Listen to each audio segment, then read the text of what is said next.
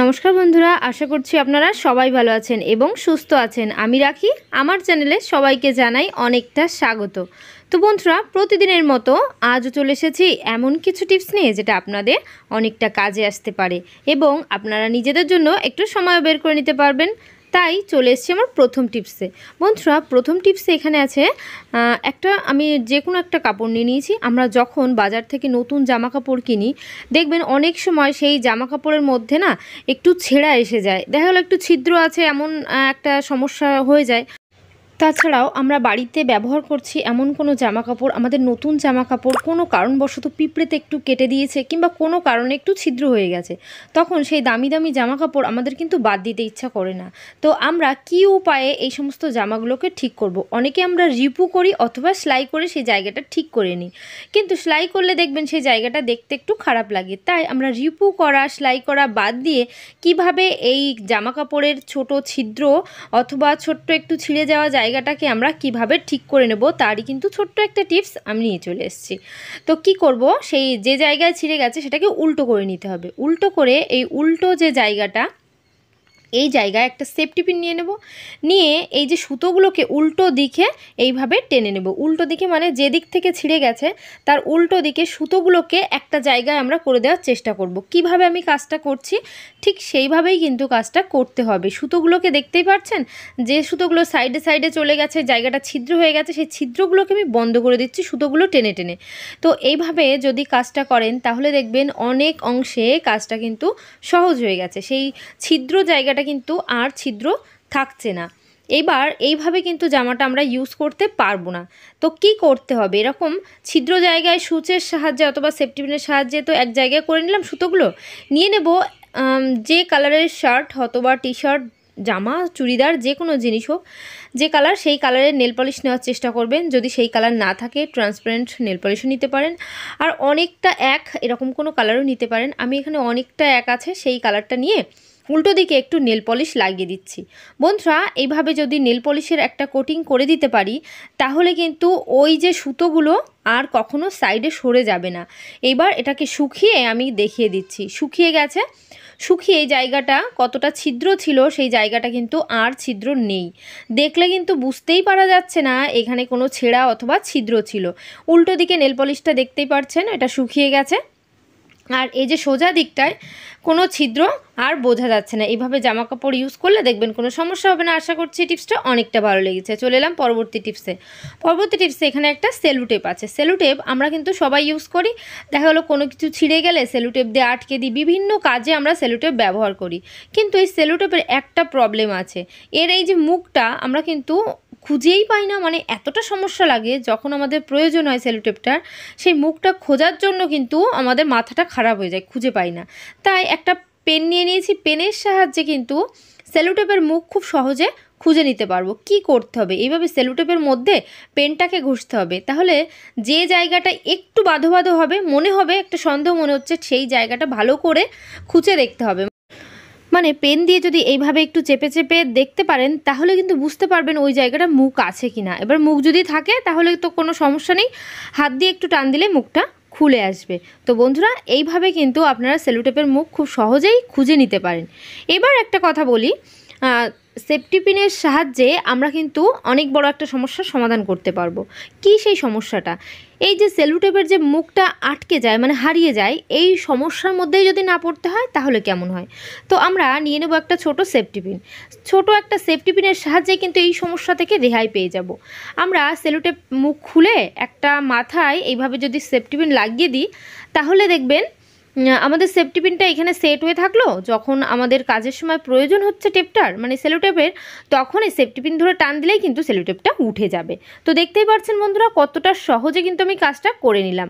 তো আশা করছি আমার এই টিপসটা আপনাদের অনেকটা কাজে আসবে, অনেকটা ভালো লেগেছে। চলে এলাম পরবর্তী টিপসে। বন্ধুরা, বাচ্চারা যখন স্কুলে যায় অথবা বড়রাও স্কুলে যাচ্ছে, অফিসে যাচ্ছে, হোয়াইট কালারের টি শার্ট পরছে, শার্ট পরছে, দেখবেন অনেক সময় কি হয়, সেই হোয়াইট কালারের ড্রেসে যদি স্কুল থেকে হোক আর অফিস থেকে হোক কোনো কারণবশত পেনের দাগ পড়ে যায়, তখন কিন্তু আমাদের অনেকটা সমস্যা হয়ে যায়। আমরা কিন্তু ভয় পেয়ে যাই সেই পেনের দাগটা কিভাবে তুলব। আমি এখানে একটা হোয়াইট কালারের শার্টের উপর পেনের দাগ দিয়ে বোঝানোর জন্য কিন্তু দাগ দিয়ে নিয়েছি। এইবার আমি দেখাবো এটা কীভাবে উঠে যাবে সেই দাগটা। কোনো চিন্তা করতে হবে না। নিয়ে নেবেন একটু ডেটল। ডেটলের সাহায্যে পেনের দাগটা কিন্তু একেবারে ভ্যানিশ হয়ে যাবে, একটুও থাকবে না। আমি নিয়ে নিয়েছি এখানে একটু তুলো একটু ডেটল লাগিয়ে নিচ্ছি তুলোর উপর। এবার এই যে ডেটলটা দিয়েই এই পেনের উপর যখন ঘষবেন, তখন দেখবেন সেই পেনের দাগটা কিন্তু নিমেষের মধ্যে গায়েব হয়ে যাচ্ছে। এখানে আর কোনো পেনের দাগ থাকছে না। আমি কিন্তু কাজটা আপনাদের সামনেই করছি, তো দেখতেই পাচ্ছেন কতটা সহজে পেনের দাগ উঠে গেল। কোনো পেনের দাগ কিন্তু এখানে আর থাকলো না। তো বন্ধুরা, আশা করছি আমার এই টিপসটা আপনারা অনেকটা ভালো বুঝতে পেরেছেন, অনেকটা ভালো লাগবে, অনেকটা আপনাদের কাজে আসবে। আর আমার চ্যানেলে যে সমস্ত নতুন বন্ধুরা আছেন, অবশ্যই আমার চ্যানেলটিকে সাবস্ক্রাইব করবেন আর অল নোটিফিকেশান অন করে দেবেন, তাহলে আমার চ্যানেলের এই ধরনের ভিডিও আপনাদের কাছে সবার আগে পৌঁছে যাবে। তো দেখতেই পাচ্ছেন আমি জামাটা ডেটল দিয়ে ঘষে নিয়েছি, একেবারে দাগ সব উঠে গেছে। এইবার একটু প্লেন জলে এই জায়গাটা ধুয়ে নেবেন, তাহলে আর কিন্তু কোনো সমস্যাই হবে না।